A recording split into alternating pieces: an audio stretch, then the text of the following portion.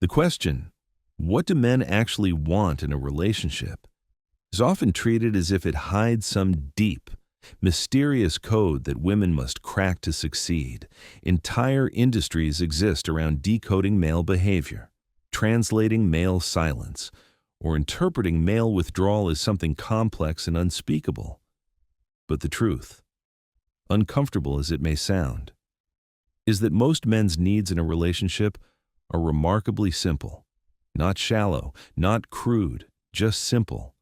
There is no hidden maze behind them, no emotional riddle waiting to be solved. And yet, despite this simplicity, many relationships quietly decay because these basic needs are either misunderstood, minimized, or dismissed outright. This is why there's a growing number of men who look stable on the outside but feel hollow on the inside. They show up, provide, remain loyal, and fulfill their responsibilities, yet internally feel emotionally disconnected. They are not raging, cheating, or creating chaos. They are simply tired. They feel tolerated rather than desired, useful rather than valued, present but invisible. Over time, they begin to resemble roommates or appliances more than partners. They keep functioning, but the vitality that once animated the relationship slowly drains away. What makes this dynamic especially dangerous is how easy it is to miss. From the outside, the marriage looks fine. There's a house, a routine, shared responsibilities, perhaps children, and little overt conflict. Many women interpret this calm as maturity, as emotional stability, or as proof that everything is working. But what often goes unnoticed is that the calm is not peace. It is resignation. It is the silence that follows repeated attempts to express needs that were brushed off as unimportant, selfish, or immature. Or, the aim of this discussion is not to assign blame or shame anyone. It is to bring clarity to something that has been normalized to the point of invisibility.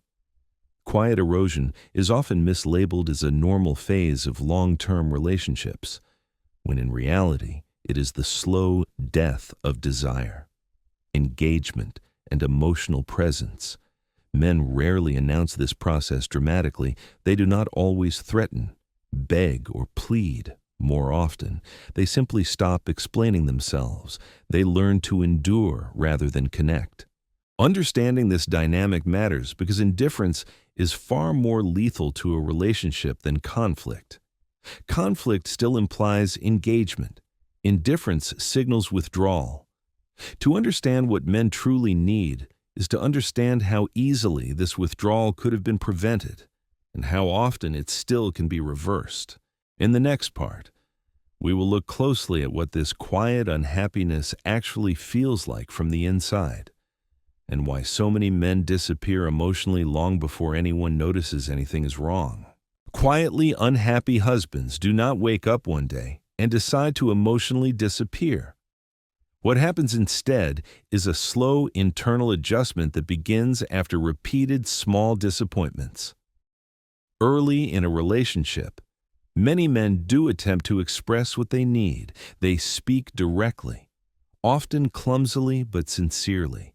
They might say they feel disrespected, overwhelmed, unappreciated, or constantly criticized. More often than not, these attempts are met with dismissal. They are told they are overreacting, being dramatic, selfish, or avoiding responsibility. Sometimes their words are reframed into accusations they never made. So my feelings don't matter, or so I'm not allowed to be upset, becomes the response, even when that was not what the man said at all. Over time, a man learns something crucial. He learns that expressing his needs creates more tension than suppressing them. He learns that honesty costs him peace, and so he adapts. He stops sending distress signals. He stops trying to explain. He shifts into role mode, provider, problem solver, stable presence on the surface. He appears reliable and unchanged. Inside, however, something fundamental has shifted. He no longer expects to be understood. He begins to anticipate rejection before it happens. And that anticipation alone is enough to make him emotionally withdraw. This is where many women misread the situation. From their perspective, nothing is wrong. There is no yelling, no obvious crisis, no dramatic conflict. Bills are paid, schedules are managed, the relationship looks functional. This external stability creates the illusion of internal contentment. The man's silence is mistaken for peace, his compliance for happiness, his emotional distance for maturity. But what is actually happening is emotional fatigue. He is conserving energy by disengaging. Living in this state feels like constantly bracing yourself. The man goes home already tired, not from work alone, but from the unspoken awareness that any wrong tone, delay, or disagreement could spark tension. He chooses neutrality because neutrality feels safest. He shares less, laughs less, initiates less, not out of spite, but because the emotional return on investment feels too low. Slowly, he stops feeling like a wanted partner and starts feeling like a tolerated presence. This is why the most dangerous relationships are not the explosive ones, but the quiet ones. Nothing is obviously broken, yet nothing is alive. There is no moment where someone storms out or declares emotional bankruptcy. Instead, disappointment quietly settles in and becomes routine. Years can pass like this, with both partners living very different emotional realities under the same roof. Understanding this internal experience is critical, because by the time many women realize something is wrong, the man has already been gone emotionally for a long time. And to understand why this happens so often, we must look next at what men actually need at a foundational level, stripped of myths and misunderstandings. When men finally stop explaining themselves, it is usually because their needs are simple enough that repeated misunderstanding feels pointless at a foundational level. Most men are not asking for emotional acrobatics or constant reassurance. They are asking for conditions that allow them to breathe.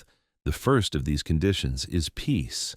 Peace does not mean silence, avoidance, or emotional suppression.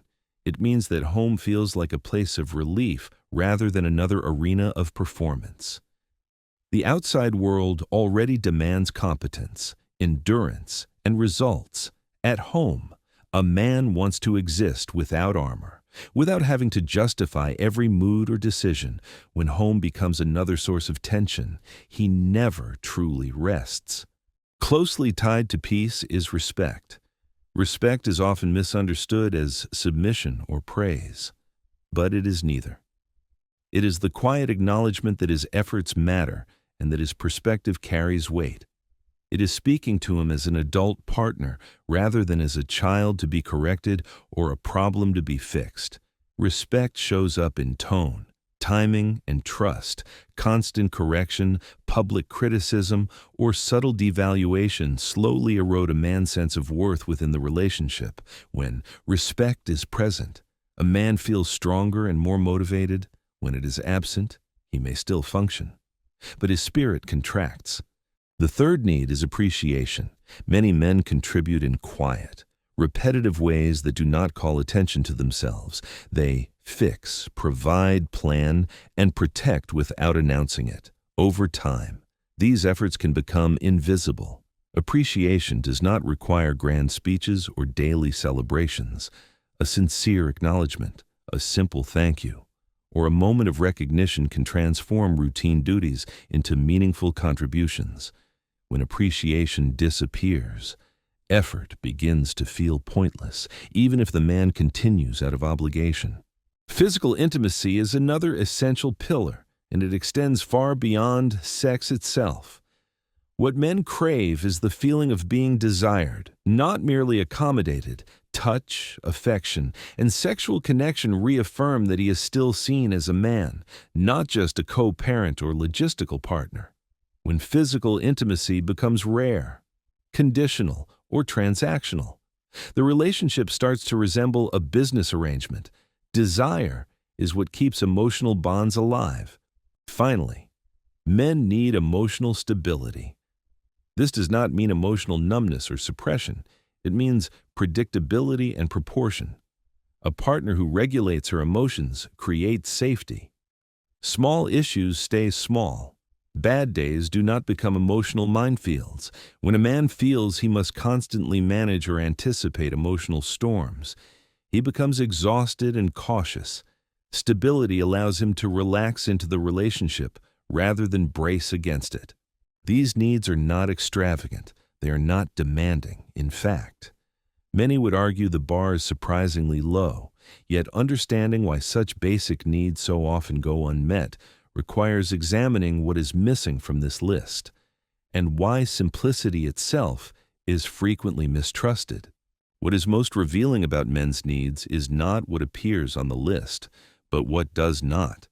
Men are not asking for perfection, constant excitement, emotional mind-reading, servitude, or endless validation.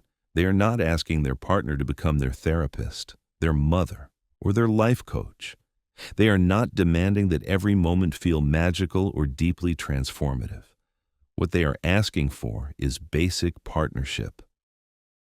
Mutual consideration, a sense that the relationship adds stability rather than friction to their lives. In many ways, the standard is almost insultingly low, yet it is frequently unmet.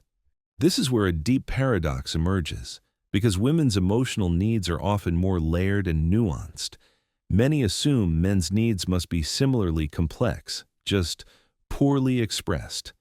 When a man says he wants peace, it is sometimes interpreted as emotional avoidance. When he asks for respect, it is reframed as control or fragility. When he wants intimacy, it is reduced to appetite rather than connection. Simplicity is mistrusted, and directness is treated with suspicion. As a result, men's needs are often filtered, translated, or reinterpreted until they no longer resemble what was originally said. Another reason these needs go unmet is prioritization. In many relationships, the woman's emotional state becomes the central reference point. If she feels okay, the relationship is assumed to be okay. If she is unhappy, everything must adjust to fix it. The man's needs are often assumed to be automatically satisfied as long as there is no open conflict. This creates an unspoken hierarchy where one partner's inner world is constantly attended to, while the other's is treated as secondary or self-sustaining. There is also a significant effort gap. Men are often expected to learn emotional nuance, improve communication, and adapt to complex emotional landscapes. They are encouraged, sometimes pressured, to grow in emotional intelligence, the reverse effort. Learning to meet men where they actually are, rather than where one assumes they should be, is far less common. When women do not understand men's needs, it is often framed as the man's failure to explain himself properly, even when he has been direct. In some cases, needs are not just neglected, but actively undermined. Chaos replaces peace. Criticism replaces respect. Appreciation is withheld as leverage. Intimacy becomes conditional or punitive. Emotional volatility is reframed as passion or honesty. Over time, indirect tactics like nagging, guilt, silence, or emotional withdrawal become normalized because they appear effective in the short term. The man complies, not because he feels understood, but because submission buys temporary calm. The tragedy is that these tactics often work just enough to reinforce themselves, while quietly destroying the very bond they aim to control. Obedience replaces desire, compliance replaces connection, and the man learns that peace requires shrinking himself. To understand why this dynamic persists, we must look deeper at the underlying mindsets that sustain it and why they feel justified from the inside. At the core of these patterns lie a set of underlying mindsets that often operate unconsciously. One of the most common is a subtle form of selfishness shaped by modern consumer thinking. In this frame, a partner is evaluated primarily by what they provide: security, attention, Emotional labor, stability, or status are quietly expected. While reciprocity is minimized or postponed, the relationship becomes something to extract from rather than something to actively nourish. When this mentality takes hold, a man's needs feel optional, while one's own needs feel urgent and self-evident. Closely connected to this is a scarcity mindset. Love, affection, and attention are treated as limited resources that must be guarded, rationed, or strategically deployed. Intimacy becomes leverage. Appreciation becomes conditional. Emotional warmth is given when behavior aligns and withdrawn when it does not. Over time, marriage starts to resemble a negotiation rather than a partnership. Each interaction carries an implicit cost-benefit calculation, and generosity is replaced by strategy. While this may create short-term compliance, it erodes long-term trust and safety. Another powerful driver is solipsism, the tendency to experience one's own inner world as central and others as secondary.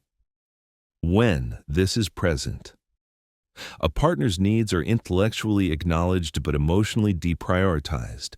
They are seen as background noise rather than signals requiring action.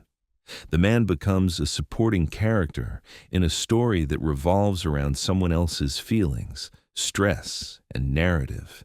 His disappointment feels abstract, while her frustration feels immediate and real. Lack of awareness also plays a major role. Many behaviors that slowly poison a relationship are sincerely believed to be expressions of care. Nagging is reframed as concern. Criticism is justified as honesty. Emotional volatility is defended as authenticity. Coldness is rationalized as self-protection. Because each individual action seems small or justified, the cumulative impact is rarely examined. It is not the single comment or argument that creates withdrawal, but the relentless pattern of erosion over time.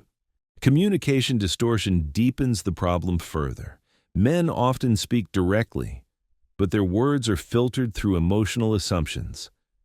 When a man says, "I need peace," it is heard as, "Your feelings are inconvenient." When he asks for respect, it is interpreted as dominance or insecurity. When he withdraws, it is seen as punishment rather than exhaustion. Eventually, he stops correcting these misinterpretations. Silence becomes easier than constant translation. This is how the illusion of contentment solidifies. The man stops explaining, the woman stops questioning, and the relationship settles into a fragile equilibrium. Nothing seems wrong enough to address, yet nothing feels right enough to revive. To see where this path ultimately leads, and why its consequences are so often misunderstood until it is too late, we need to examine what this dynamic produces over time, and how emotional departure usually precedes any visible ending. When these dynamics persist unchecked, the relationship begins a slow descent that rarely looks dramatic from the outside. Selfishness breeds defensiveness. Defensiveness breeds resentment. Resentment eventually cools into indifference. At this stage, many women still believe the relationship is intact because routines remain and responsibilities are fulfilled. But internally, the man has already begun to detach. He shares less, not because he has nothing to say, but because he no longer believes it will land safely. He invests less not out of laziness, but because effort without appreciation feels draining. This is where the most painful misunderstandings occur. Short-term tactics may appear successful. Nagging produces compliance. Withholding affection produces obedience. Emotional pressure forces behavioral change. But these wins come at an invisible cost. Each time a man complies to avoid conflict rather than out of desire, a small piece of his emotional investment erodes over time. He becomes cooperative but disengaged, present but unreachable. The relationship functions, but the connection thins. Eventually, the emotional account runs dry. By the time a man considers leaving, cheating, or fully shutting down. His emotional departure happened years earlier. This is why separation often feels shocking to one partner and inevitable to the other. One experiences it as sudden abandonment. The other experiences it as long overdue relief. The warning signs were there, but they were quiet, spread across years, and easy to rationalize away. The crucial insight here is that relationships do not spiral downward because of one big mistake. They decay through patterns. Indifference, not conflict, is what kills intimacy. The absence of generosity slowly builds walls that no amount of last-minute effort can easily dismantle. This is also why trying to fix things only when a crisis hits is often ineffective. By that point, trust has already been replaced by distance. However, decline is not inevitable. Relationships tend to spiral either upward or downward depending on what is consistently fed into them. Generosity invites generosity. Respect invites investment. Peace invites presence. Someone must interrupt the downward momentum. And that interruption almost always requires one partner to act first without guarantees. Understanding this sets the stage for the most important question of all. If the patterns are clear and the needs are simple, what actually helps a relationship begin to heal? And what practical shifts can reverse years of quiet erosion before indifference becomes permanent? Reversing quiet erosion does not begin with grand gestures or dramatic conversations. It begins with a shift in orientation. Relationships heal when someone chooses generosity over strategy and responsibility over defensiveness. Upward spirals are created the same way downward ones are, through small, consistent patterns. The difference is intention. Someone must decide to stop waiting for fairness and start modeling the relationship they want to live in. This is risky, because generosity is not always immediately reciprocated, but the alternative is guaranteed decline. Practically, this means restoring peace first. Peace grows when trivial battles are dropped, when irritation is not treated as an emergency, and when home becomes emotionally safe rather than tense. It means choosing calm responses over escalation and recognizing that not every feeling needs to be externalized. Respect follows naturally when tone changes, when public correction disappears, and when trust replaces supervision. Speaking well of a partner, especially in front of others, quietly rebuilds dignity that may have been eroded for years. Appreciation is one of the fastest ways to soften emotional distance. Noticing what a man already does and acknowledging it without qualifiers reawakens his sense of purpose in the relationship. Intimacy must also be reclaimed as connection rather than currency. Physical affection offered freely, without leverage or conditions, restores the feeling of being chosen. Emotional stability, finally, requires self-regulation. It asks for ownership of moods instead of unloading them, and for proportion instead of catastrophe. These changes feel deceptively small, which is why they are often underestimated, yet they address the core needs directly. This is also why such relationships are rare. Many cultures quietly teach that men have no emotional needs, that women's needs should always take priority, or that taking without giving is acceptable because consequences feel distant. When exit costs appear low, effort often follows the same path. For men, the lesson is equally important. Your needs are not unreasonable. Silence is not strength when it teaches others to mistreat you. Boundaries are not punishment. They are clarity. Being rejected for asking for basic respect is not a loss. It is filtration. For women, the invitation is introspection rather than defense, asking what he truly needs, and listening without reframing or correcting is an act of maturity. When a man's needs are met, his investment multiplies naturally. Awareness leads to honesty. Honesty demands responsibility. Responsibility requires action. Making a man happy is not complicated, but it does require choice. The real tragedy is not that relationships are hard, but that so many die from indifference when care was still possible. If this understanding resonates, change does not have to wait. It can begin today, quietly and with intention.